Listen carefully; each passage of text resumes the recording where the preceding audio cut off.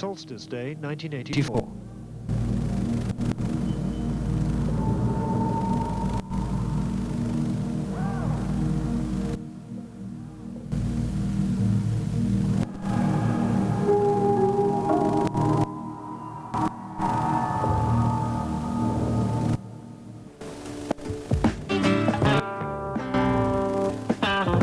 '84 saw the 11th Stonehenge Festival, and 30,000 people turned up. It was a celebration of freedom or of anarchy, according to which side of the fence you stood. But for many here, it was first and foremost a pilgrimage. Stonehenge is our most important festival, and it's also the center of our religious ceremonies. It's our most important festival because it's the one where we all come together, and we all come together for a fair amount of time. After that, we usually split up and go to smaller festivals, one place and another. It is the center of our religious ceremonies. It's where we take people's ashes when they've died and scatter them in the stones. It's where we name our babies. It's where we do all sorts of things like this. That's why we want to go to Stonehenge. For 11 years, the authorities had condemned the festival as illegal, but still let it happen. It was a party that went on for weeks, with drugs often openly on sale. Last year alone, the local police made nearly 250 arrests. But generally, they adopted a cheerful, community-style approach. The goodwill didn't last. The bills for clearing up and restoring damaged archaeological sites were enormous. According to official estimates, the Free Festival had cost the taxpayer over £100,000. By this time, the authorities had had enough. English Heritage, who owned Stonehenge, the National Trust, who owned the land around it, and the County Council, who owned the highways and verges, joined forces to try to stamp out the festival once and for all. They took out a series of High Court injunctions, effectively forbidding 83 named individuals and their associates from coming within 4.5 miles of here. But the convoy reacted to that as they'd reacted to all previous legal moves. They ignored it. So this year, when the convoy rumbled towards Stonehenge for the 12th Free Festival, they faced rather more than a friendly local bobby.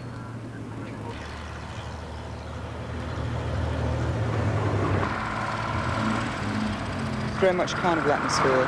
You know, everybody was happy. You know, we were going on holiday, going to Stonehenge. And then we came down towards Amesbury, and they had the police had a roadblock. So we were diverted to the left along Country Lane, and again they'd put a roadblock up. I was about 3/4 of the way along, but it seemed that simultaneously at the back and the front they were attacking vehicles, and it was totally unprovoked.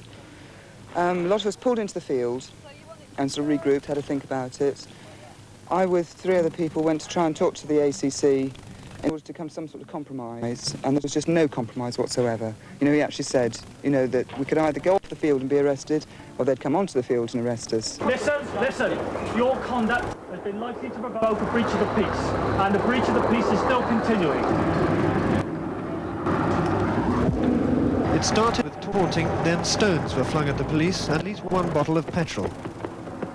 Reinforcements were sent in as surveillance helicopters kept tabs on the convoy, who by now were regrouping in the field.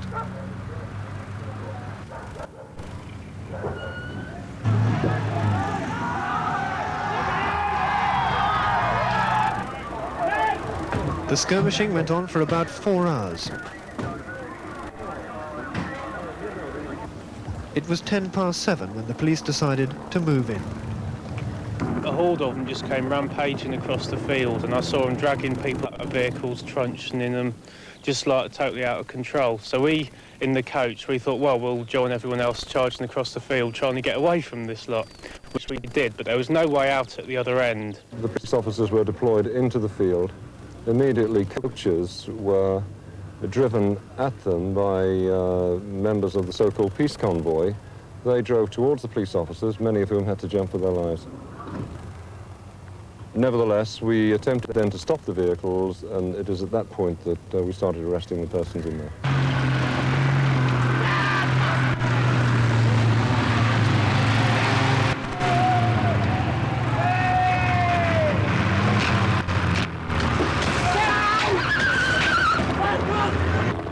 You have a no escape. Leave your vehicles and walk towards the police officers. Are you still there, boy? Open the door then! Open the door! Stop it! Come on! Come out then! Come out, son! Come out!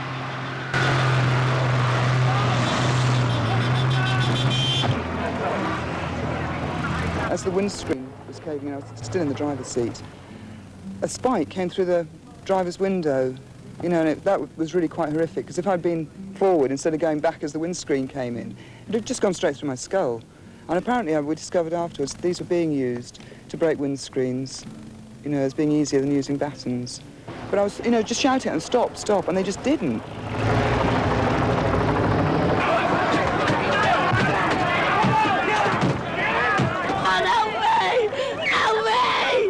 We knew there would be a confrontation.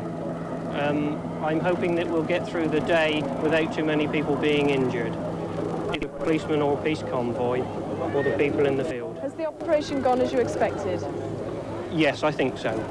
I totally regret the violence that is going on, but that violence was not picked by the local police. That was picked by these people who chose a fight. They've come from all over the country, and it's been going on for 10 years, and the line has to be drawn. I believe that there is a connection between the sort of mentality that does this and that does what it did in Brussels and does elsewhere. And it's got to be grasped, and it's got to be grasped firmly, and that's why it's right that the police have had to do this. The battle ended with mass arrests, confusion and conflicting stories. One of the few outsiders to see what happened was the Earl of Cardigan, a prominent local Conservative. There were two things that really horrified me, and I'm on sleeping pills to this day. One was the women, several of whom were pregnant, being, shall we say, arrested, although that's not perhaps the best verb to describe what was happening to them, and that upset me.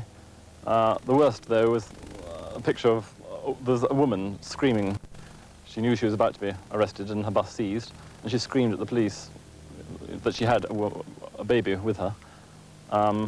Very, very shortly thereafter, she and her baby were covered in broken flying glass, and that was the most appalling thing I think I've ever seen. My baby was covered in blood from, you know, glass. He was asleep in his bed at the time that his window was smashed, and he had glass all over him. It was horrible, but he had a little cut, which had bled profusely. And, you know, I was sort of holding him up and showing them to the, you know, the riot police and saying, you know, are you proud of what you're doing? You know, you're going to kill one of these kids if you don't sort of watch what you're doing. There's been no official police version of what happened that day at Cholderton. They say they can't comment because the whole matter is sub judice.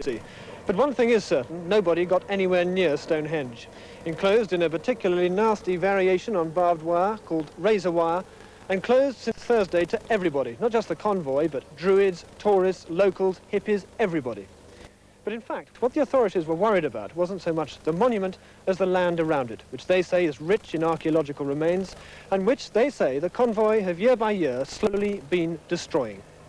Well, last year there was £100,000 worth of damage, which incidentally was taxpayers' money. There was 1,000 trees uprooted, one of our porta-cabins was set alight, our staff was threatened, the holes were dug, motorcycles turned up the land, and they left 60 burnt-out cars behind. Now, I think it's very important to differentiate between the solstice ceremony, which is a very pleasant, harmless occasion, which only about 1,000 people attended last year, and the 30,000 people which were in the field which belongs to the National Trust, which were there for 6 weeks, which really had nothing to do with the solstice whatsoever. The thing has crept up on us. And I wouldn't deny, I suppose, that perhaps we could have taken this action earlier. Maybe we were wrong not to, but we were trying to accommodate it. We were trying to be helpful until the point arrived where it proved itself to be incompatible. Do you think it might have been easier in retrospect if you had done it earlier? Yes, I'm sure it would have been easier if we had done it earlier, yes. And perhaps more understandable to the convoy, who've suddenly seen an attitude of reluctance, but tolerance, changing to one of force. Well, I won't accept that the National Trust is using force. I'm sorry, but we're not using force. We have taken a perfectly rational decision, which was taken by our council after a great deal of thought. But the police are using force to enforce your decision. The methods of the police are not my business. June the 4th. The convoy have retreated some 20 miles from Cholderton to Savernake Forest, which is owned by Lord Cardigan. But this is a temporary camp. They're still intent on reaching Stonehenge, and by now the police tactics in stopping them are being questioned at Westminster. What I'm very disturbed about is that people can't have a festival, that minority groups, however odd or unusual they appear to everyday people, can be treated in this way. It can't be acceptable to anyone to see the police, as I saw one instance on television, smashing windows of a bus. That just cannot be acceptable as the style of policing that the British are used to, and I'm just not prepared to go down that road.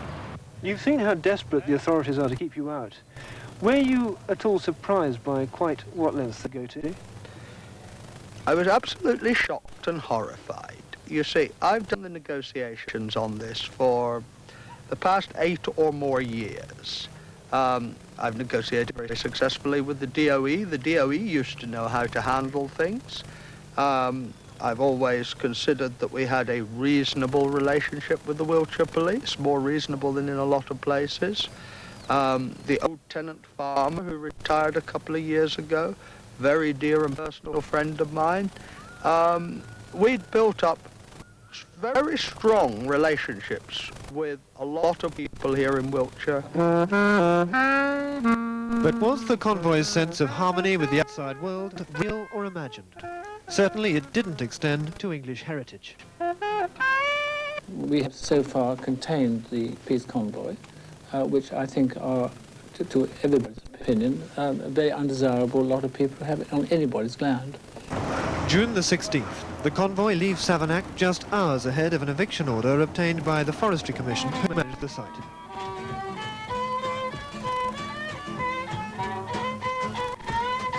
They're back on the road and spirits revive. What's more, they have a plan. The aim now is to set up camp above the White Horse of Westbury, another site run by English heritage. Westbury is 30 miles from Stonehenge by road, but only 18 across the fields, and across the fields is how many of them plan to go. As they pass through the villages of Wiltshire, the convoy leave behind a growing reputation for petty theft. A filling station reports stolen petrol. A pub bans all hippies after drink and horse brasses go missing. A supermarket, frightened about shoplifting, closes for the day. But the campers, settling in at Westbury, are happy. It may not be Stonehenge, but it's a good spot, and for the moment at least, they've outsmarted the authorities. Well, we found the other site, it's here. English heritage seemed to have missed one, but that's all right, we found it, so no problems. There's talk now of holding the festival right here at Westbury, a prospect that horrifies the authorities because this is another site of archaeological importance. So the scene looks set for more expensive legal wrangling to evict them, as many had predicted. The chairman of a Home Office-funded festival welfare group even says he warned the National Trust that exactly this would happen. We went straight to them and said it's not going to work. You can't tolerate the thing for 12 years and then say thou shalt not and assume that people will simply go away. Did they listen to you? They listened, they were quite keen to talk, but they didn't seem to react in any way to what we were saying to them. I don't think they took it into account. I think if they'd foreseen what happened, they wouldn't have taken the decision that they did. It was decided, after very careful deliberation, that no alternative site close to Stonehenge, which was what was being asked for, could be provided. In all those 1,400 acres, not one site big enough to keep this convoy in? Are you talking about National Trust land? Indeed, yeah. No, and I think it's thoroughly unreasonable, frankly, to expect the National Trust to provide a site, given what happened. I've seen the director of the National Trust, I've written to them, I've spoken to a number of people, and I think the main people blocking the way, frankly, are the English heritage, and I think Lord Montagu's got a lot of questions to answer. I'm particularly annoyed in the sense when I think of how much he was involved in pop festivals himself, and suddenly he's using the excuse of protecting the site, which is an important thing in its own right, but can be done without banning festivals. There are too many people around today who simply want to put down anything that's different or unusual or actually appeals to minority groups. The reason why we want to get rid of the festival because of the fact that they were there for 6 to 8 weeks, causing enormous damage everywhere. It also had a very bad effect on tourists coming to see Stonehenge, and people come from all over the world. And I don't think they want to come and see burnt-out cars and drugged-up hippies. While the debate went on about the wisdom of sealing off Stonehenge, questions were also being asked about the arrests at Cholderton. More than 500 convoy members were arrested on June the 1st. Most were charged with unlawful assembly. There were so many that special courts had to be set up, one of them at Salisbury police station. Yet none of those arrested had actually broken the terms of their injunction. That set up an exclusion zone around Stonehenge of 4.5 miles. And the distance from Cholderton to Stonehenge is 7 miles.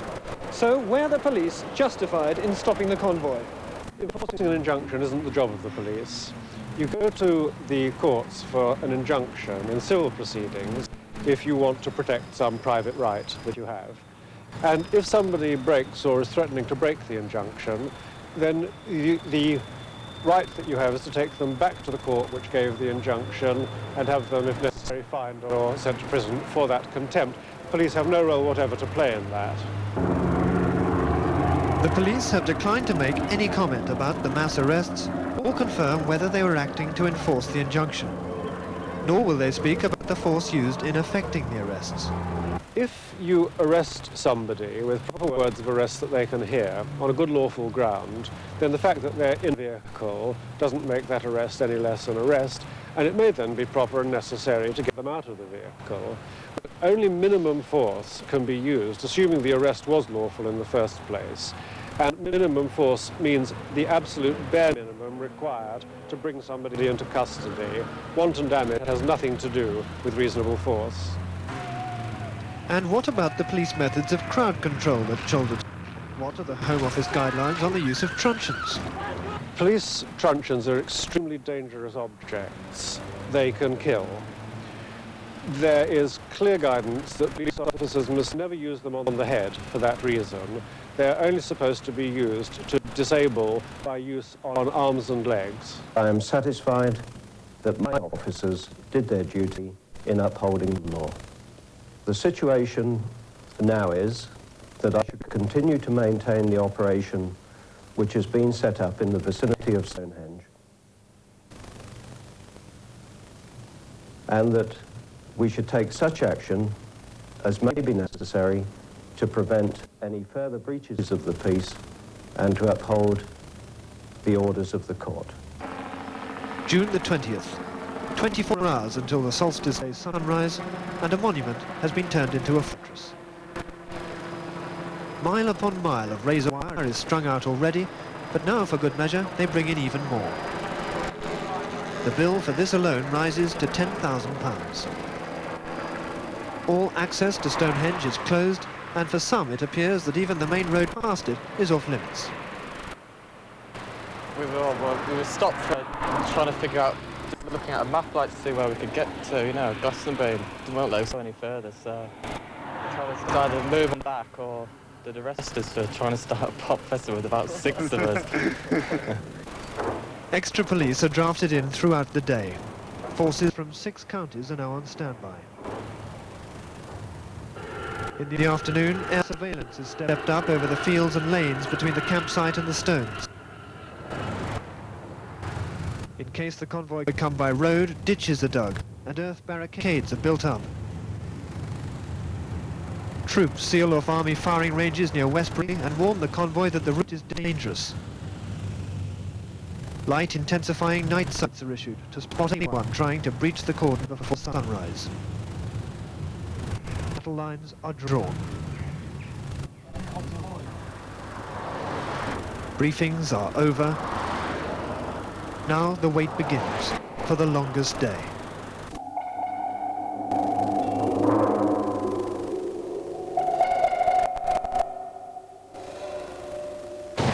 But the rain changes everything. The wettest June in 14 years turns the Westbury camp into a swamp, and the convoy decide at the last minute to stay put, defeated not by the law but the weather. We are one with the infinite sun. Solstice Day, and the anticlimax is complete. On a miserable dawn, a bedraggled group of Londoners called Pagans for Peace pay homage to the infinite sun. Because they'd walked all the way to Wiltshire, the police took pity and let them within sight of Stonehenge. And a security guard, somewhat self-consciously, delivers their offering to the stones. They'd supplied him with an oak sapling, for reasons that were never explained. So Stonehenge is safe, but the cost is high. Last year's bill for clearing up after the convoy was £100,000. Some councillors believe this year's police bill for keeping them out will be £1 million. We are spending now up to target. Now, if we have to pay this bill, as we will obviously, of £1 million, not only will we have to get the money back from other spending committees like social services, education, etc., but then we will pass over what is called the government target, and then we'll be penalised. And for that, we will probably have to pay the government about maybe £1.75 million as a penalty. And I think this is really a double jeopardy on the ratepayer. So the authorities have run up a bill that, with overspending penalties on the council, could rise dramatically. And the people who'll pay are the residents of Wiltshire. Yes, it's going to come on our rates too to pay it. Yeah. That's money well And we're pensioners. It wouldn't cost as much as that to clear up behind them, I'm sure. But they also say there's irreparable damage to the archaeological areas there. Did they damage the stones last year? Not the stones themselves, but the area around them. What is the area? It's just open plain. Surely in the middle of Salisbury Plain, they don't hurt just a couple of acres, do they? Bloody disgusting, if that's anything. What do you object to about them? Everything they stand for. Did you know that the cost of keeping them out this year could rise to £3 million? Probably so, and it's well worth it. Even though that might mean cuts in social services, in education? It's well worth it. Keep the buggers out, shoot a lot. The authorities' aim now is to close the Westbury camp. They post up prohibition orders forbidding anyone from entering the site for a period of 9 days. English Heritage and the Defence Ministry meanwhile applied to the High Court for an eviction order. The prohibition notice is thrown aside by the convoy, who say they'll stay. But this evening, with the High Court hearing opened and then adjourned until tomorrow, many have changed their minds and left, driven out by rain, cold and continuing confrontations.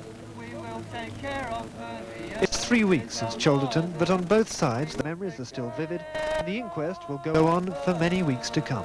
We felt that there would be resistance to our getting to Stonehenge. Nobody ever thought that they were prepared to try cultural genocide on us in order to stop us going to Stonehenge. You can't just say to 20,000 people who've been coming for years, you know, stop this behaviour. You're not allowed to have a festival. What are we going to do next? What are we going to disallow next when we do that? Everybody's liberty is at the end of the day. And if we can manage to reach a situation in future years where that 6-week campsite does not take place, we do, with English Heritage, find a way of allowing people to carry out the ceremonies which mean a great deal to them on the night of the solstice, then I think we shall have achieved something which is much more sane and sensible and which would be acceptable to the vast majority of people. Well, it's a victory in a sense, and I remember a line that one National Trust representative used: the National Trust is about protecting land, not people, and that seems to me to be a rather short-sighted view to take. I believe that the National Trust have the right to the use of their own land, and that is what this is all about. These people have chosen to ignore a court injunction, and the police are doing their duty by enforcing the law, and I'm absolutely with them, and so are the majority of local people. I saw one or two things there that day that did surprise and dismay me. Next time people tell me they've seen similar things, in the past I would have scoffed at such stories. I shan't scoff again. I think that one has to say at Cholderton that the police were either out of control or they were doing precisely what they were ordered to do. Now, in either of those circumstances is totally shocking. So, in anger and recrimination, the story of Solstice Day 1985 comes to an end. And for the people of Wiltshire, it must have been an extraordinary story. For the first time, they've seen riot police and razor wire.